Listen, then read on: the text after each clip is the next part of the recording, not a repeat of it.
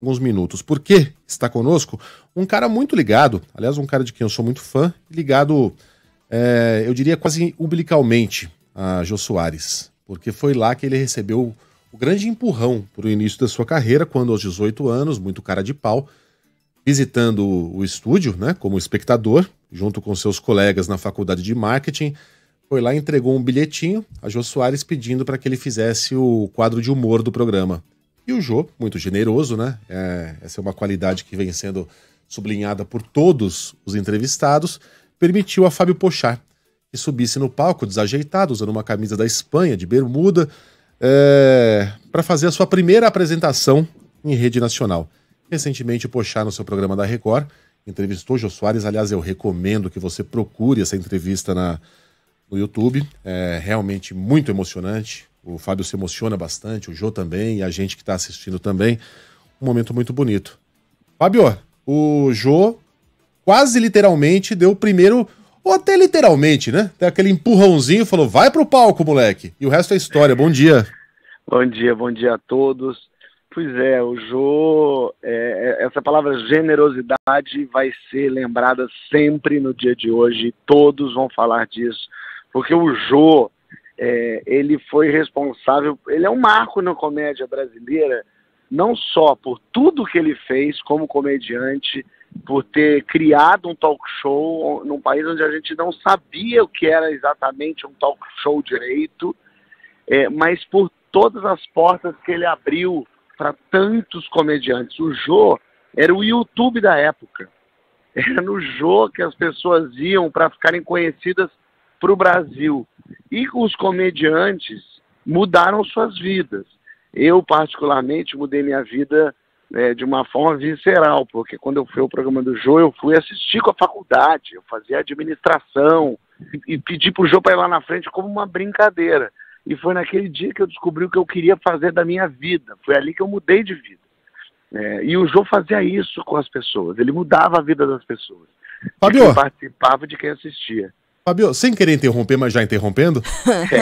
Vamos ouvir esse momento, então? A gente vai colocar no ar. E aí, na sequência, você conta como é que foi esse seu começo na carreira. Tá bem. No Humor da Caneca, um comediante que se apresenta com comédia fora do normal, sextas e sábados no Teatro dos Grandes Atores, no Rio de Janeiro. Fábio Porchat.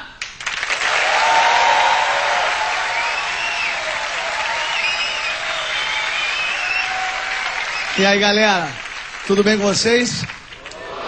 Maravilha, eu faço parte do grupo de stand-up comedy chamado Comédia em Pé, e eu tenho pedra no rim, e por conta dessa pedra no rim, eu tenho que beber muito líquido o tempo todo e tal, e comecei a reparar nos banheiros, que hoje em dia os banheiros são todos meio metidos a ser high-tech, né? Tem os banheiros eletrônicos, você entra e a luz acende sozinha, mas ela apaga a hora que ela quer também, né? Aí você vai xixi, a luz apaga, você fica meio que provando pro banheiro que você tá lá. Isso quando você não tá sentado, que você tem que sair meio, pô, essa luz que não volta. Quer dizer, agora o banheiro decide o quanto de xixi você vai fazer. Tipo a gincana do banheiro, né? Valendo, acendeu a luz, xixi! É um desespero isso. Cara, muito bom isso. Sensacional. Muito bom. Na verdade, nessa você tava de calça e moletom, né, Fábio? Da bermuda foi outra. Essa aí já é muito mais à frente. Essa aí eu já fazia stand-up. Quando eu fui no Jô foi em 2002. E olha que coisa interessante. Foi há exatos 20 anos que eu mudei para o Rio para ser ator. Foi exatamente no dia 4 de agosto de 2002, ou seja, ontem, quando eu lancei o meu filme. Então eu já estava muito emocionado, conversei até aqui, falando, poxa, eu estou lançando meu filme no dia em que eu vim para o Rio para ser ator. Hoje, dia 5 de agosto, foi o primeiro dia que eu entrei na escola de teatro, e dia 8 de agosto de 2002 foi quando o programa do Jô foi ao ar. O primeiro programa que eu fiz, que eu participei, e aí é uma semana muito emocionante para mim. E aí, de repente, eu recebo essa informação hoje de manhã, assim, o Jô é uma pessoa que o Brasil parava para ouvir o Jô, né? Assim, lógico, eu tenho 39 anos, eu me lembro do programa do Jô, me lembro do Jô Soares 11h30, não me lembro do Vivo Gordo, não tenho essa memória porque não era da minha época. Eu me lembro, assim, o talk show, quando você fala talk show, na minha cabeça é Jô. Né, um beijo do gordo, eu todos os bordões que ele criou ali modificaram o jeito que a gente entrevista pessoas, o jeito que as pessoas entrevistam. E ele fez uma coisa, o Jô era de uma coragem, porque pensa, hoje a Rede Globo, ela é enorme, mas imagina, há 40 anos, o Jô dava 80 pontos de Ibope, 80 pontos. E ele trocou a Globo pelo SBT. Um cara que, imagina, no auge, o cara que ganhava uma fortuna, o cara trocou o lugar que ele dava 80 pontos para mudar de carreira. Ele falou, não, eu vou entrevistar pessoas, ninguém queria isso, ninguém nem acreditava. E o cara seguiu a intuição, o talento dele, foi para o SBT, que era uma emissora que não tinha tanta representatividade ainda naquela época, e de repente ele modifica à noite, no Brasil. As pessoas só iam dormir depois que assistiam o programa do Jô. É aquela brincadeira que era às 11h30, mas começava meia-noite, começava 1h da manhã, e era uma coisa assim, todo mundo passou pelo Jô. Era a honra máxima da carreira, você descobria que você chegou lá o dia que você ia ao programa do Jô. Então, assim, o mundo perde uma figura como o Jô e fica menos colorido, fica menos inteligente, menos divertido. O Jô é uma pessoa necessária para um país como o nosso. Então, realmente, lógico, vou ser eternamente grato por tudo que ele fez por mim, mas eu acho que todo brasileiro é eternamente grato pelo que o Jô fez por ele. Uhum. Fábio, eu queria te ouvir um pouquinho, a Sheila falando, queria te ouvir um pouco também sobre a altíssima produtividade em diferentes frentes, né, do Jô. Mais cedo a gente comentava que só no período do Vivo Gordo foram 300 personagens desenvolvidos, e olhando para 300 personagens, todos com bordões muito fortes, né? O quanto isso também representa para o humor, né, para a história do humor brasileiro, na TV brasileira também. Imagina a tamanha criatividade e o nível de inteligência para você construir essa quantidade tremenda de personagens, né? É impressionante, ele muito conectado com a sua época, né? Se você assiste hoje o Vivo Gordo, talvez até algumas coisas a gente não entenda, porque ele fala tão especificamente de assuntos que estavam acontecendo naquele momento, né? Ele ligando para o Telê, ele fazendo personagens que entravam para o popular mesmo, assim, que era inteligente e popular. O Jô tinha essa capacidade. Muitas vezes a gente fala assim, mas humor popular. Não, o Jô conseguia ser popular, ser inteligente, atingir todas as camadas, todas as classes sociais gostavam do Jô, assistiam o Jô e compreendiam o Jô. O Jô chegava para todo mundo, fazendo tudo isso que ele fazia. Ele escrevia, ele compunha, ele tocava instrumento, ele era engraçado, ele entrevistava pessoas, ele tinha essa verve de one-man show, né? O cara que dominava, e muito, assim, ele abraçava esse lugar, e durante muitos anos ele foi o único cara a fazer um talk show no Brasil. Não havia espaço para mais ninguém, no sentido de que o Jô abarcava tudo, era tão completo, era tão potente, que realmente a gente olha para o Jô, a gente pensa em um cara inteligente, sabe? A gente sabia que ele falava línguas e que tinha viajado o mundo, um cara que conhecia, lia muito, escrevia muito bem, um cara que era um escritor divertidíssimo. Xangô de Baker Street é um livro delicioso. Tudo realmente assim, era tudo que o Jô tocava era ouro. Era um cara que fazia tudo com muita verdade, muita dedicação e o humor o tempo todo. Humor, um cara que não se levava a sério, brincava. Até quando o Jô fazia alguma coisa indelicada era engraçado. Até quando ele interrompia alguém, a gente achava engraçado que ele interrompia alguém, né? É sim. Pois é. A gente estava conversando com o Zeca Camargo, o Porchat, agora há pouco, e ele falou sobre a curiosidade genuína que o Jô tinha pela pessoa que ele estava entrevistando e também pelo tempo dele, né? Como você está dizendo, ele tinha uma conexão com essa curiosidade com o mundo, né? Observar ali a volta dele. Então, ao mesmo tempo que a gente perde essa referência de peso pra gente, talvez a gente aprenda um pouco com essa lição também de se abrir para as coisas, né? De se conectar com as coisas do nosso tempo. Como é que isso é para você, né? Isso te traz alguma lição? Como é que você consegue trazer isso para sua carreira? Essa é uma lição importantíssima que eu aprendi com ele e aprendi mesmo porque foi conversando com ele que ele me falou isso. Quando eu fui começar a fazer meu talk show, que eu ia para a TV aberta, entrevistar pessoas, eu fui conversando com alguns apresentadores, assim, que também foram. A Gabriela conversou comigo, Luciano Huck, e um deles foi o Jô. Eu tive a oportunidade de ficar 1 hora falando com o Jô sobre o talk show, e o que ele falou é: a pessoa que está entrevistando precisa ter um genuíno interesse em quem quer que esteja na sua frente. Então, se por acaso é um criador de minhoca que está ali, você tem que naquele momento virar a pessoa mais interessada em minhoca do planeta Terra. Se você está entrevistando um presidente, você tem que saber tudo, querer saber tudo que o presidente pode te passar. E isso ele falava, o público vai entender.